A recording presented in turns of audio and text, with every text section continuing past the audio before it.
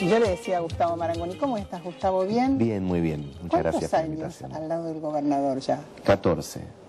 Desde 1997, sí. Y curiosamente, yo tengo un caso en casa que lo voy a mencionar habitualmente, no hago referencias personales, pero bueno, al tener una hija que estudia ciencias políticas, muchas veces uno se plantea, en realidad, con todo el respeto lo digo, está poco profesionalizado el ámbito de los jóvenes de ciencias políticas incorporados a la política. Ahora cada vez más, me parece. Ahora sí, cada vez más. Sí. Pero es una carrera relativamente joven, ¿no? Sí, recién en la universidad pública estuvo a partir de 1984, antes de ella la pionera fue mi propia casa, El Salvador. Claro. Yo soy egresado de la Universidad del Salvador.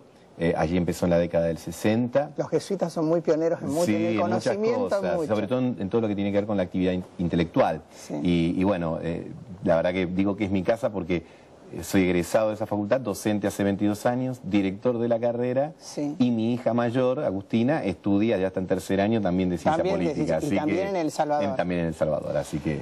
¿Qué brecha, me voy a empezar por otro lado, después vamos a la coyuntura, pero qué brecha encontrás entre los jóvenes de hoy que estudian una carrera como ciencias políticas, porque también tenés una actividad académica, y lo que la política hoy les ofrece a los jóvenes, que han adquirido tanto protagonismo en este último tiempo? En este momento, en esta coyuntura histórica, siento que esa brecha se ha reducido. A lo mejor años atrás había más indiferencia, hasta curiosamente de los propios estudiantes de ciencia política. Claro, no querían participar que estudiaban la ciencia política, pero desconfiaban o no se involucraban tanto en la política, con lo cual una situación un tanto extraña, porque el objeto observado les implicaba una distancia muy grande, y eso hoy afortunadamente creo que se ha reducido saludablemente.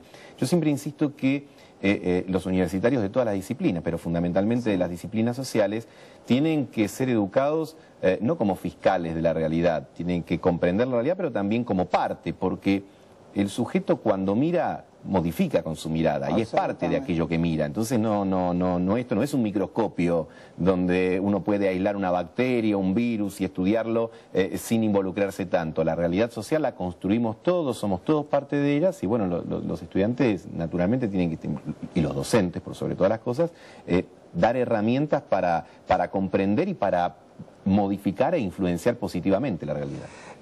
Yo creo que la interpretación de la política en los últimos tiempos se hace difícil, incluidos aquellos profesionales que hace muchos años transitamos esto. ¿Por qué?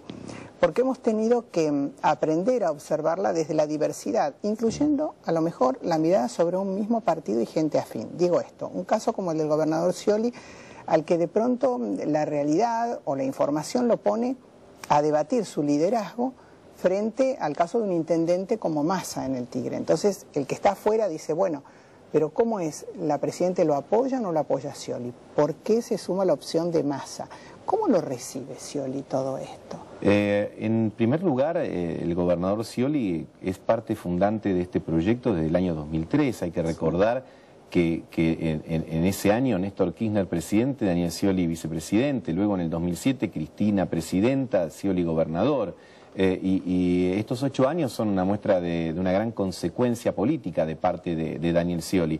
Más allá de las especulaciones, de los rumores, de las cosas que muchas veces se dijeron y que después la realidad se encargó misma de mentir. ¿Por qué? Porque es alguien que está profundamente convencido de que la provincia y la Argentina no solo tienen un buen presente, que por supuesto hay que seguir mejorando, sino tenemos enormes oportunidades de seguir progresando. Hay muchas cosas que se han hecho y también muchas cosas que faltan. Y hay que concentrarse en eso. Hay que ir más argentinos a las cosas, ¿no? Como decía Ortega Gasset. Porque muchas veces yo creo que lo que aleja a la sociedad de la política es cuando la política es la especulación, el rumor, la interpretación de la interpretación y no el hablar de las cosas concretas. El gobernador se involucra con cosas muy importantes que a veces no son puestas lo suficientemente de relieve. En el año 2007, cuando Daniel asumió la gobernación, el 45% de la provincia tenía cloacas y agua potable. Hoy es el 65, casi 70%. Entonces, yo creo que esto es un hecho muy trascendente y muy importante. ¿Por qué? Porque afecta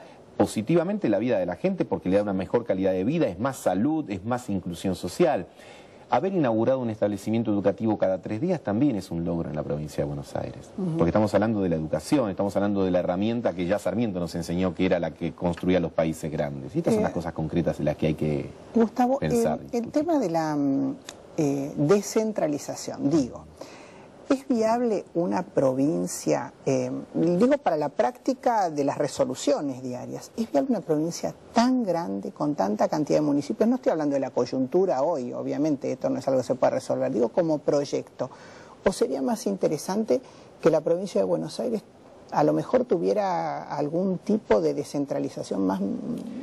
Yo sé que estoy tocando intereses con la pregunta. Pero es fundamental porque yo siempre digo, la provincia de Buenos Aires es como una casa de 9 dormitorios que tiene a muchos habitantes durmiendo en 2 dormitorios y hay 7 dormitorios vacíos. Sí, claro. ¿Qué quiero decir con esto? El último censo, el del año pasado, dio como evidencia que el 64% de la población bonaerense vive en el 2% del territorio. Estamos hablando de qué cantidad de habitantes. 16 millones de habitantes. 16. Es decir, que casi el 70% de esos habitantes viven en el 2% del territorio. Y el resto vive en el interior de una provincia que tiene el tamaño de Italia. Sí, tal cual. Es más, 6.000 kilómetros cuadrados más, Italia tiene 301.000 kilómetros cuadrados, la provincia de Buenos Aires 307.000. Sí. Entonces...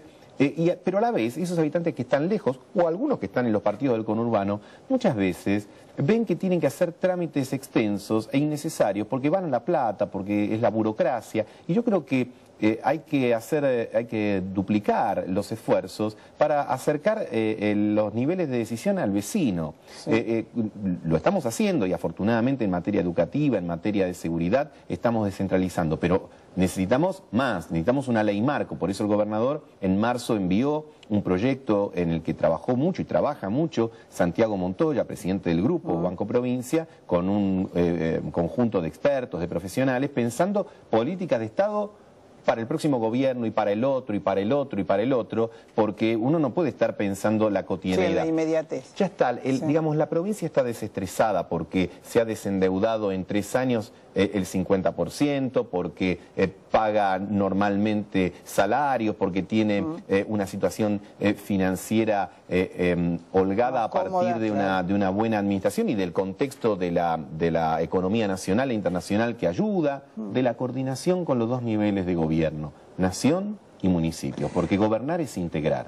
Vos mencionabas recién algo que me parece muy interesante. Uno siempre habla también de las experiencias personales y las transfiere, ¿no? El fin de semana pasado yo fui a una localidad como es Ramos Mejía.